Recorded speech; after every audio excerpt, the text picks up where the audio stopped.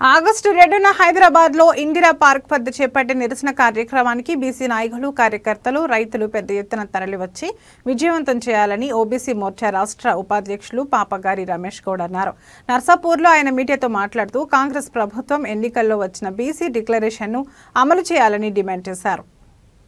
ఈ నెల వచ్చే ఆగస్టు 2వ తారీఖు నాడు జరగబోయే ధర్నా చౌక్ ఇందిరా పార్క్ దగ్గర బీజేపీ ఓబీసీ మోర్చా ఆధ్వర్యంలో జరిగే 2వ తారీఖున ధర్నాను ఏదైతే యావత్ తెలంగాణ ప్రజలు మరియు యావత్ ఓబీసీ ఏదైతే బీసీ 50% ఉన్న యువకులు కావచ్చు, కార్మికులు, కర్షకులు, ప్రతి ఒక్క బీసీ నాయకులు ఖచ్చితంగా ఏదైతే 2వ తారీఖున జరగబోయే ధర్నాకి మద్దతు ఇవ్వాలని భారతీయ జనతా పార్టీ వివిధ మోర్చాలు మరియు వివిధ మోర్చాల అందరూ కూడా 2వ తారీఖు ఉదయం 10 గంటల నుంచి ప్రారంభమయ్యే ధర్నాను విజయవంతం చేయాలి.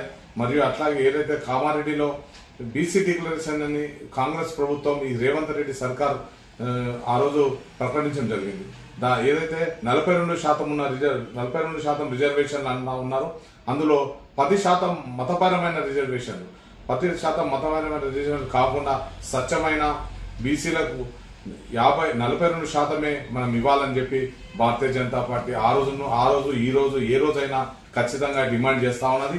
ఈ 2వ తారీఖు జరగబోయే ఆగస్టు 2వ తారీఖు జరగబోయే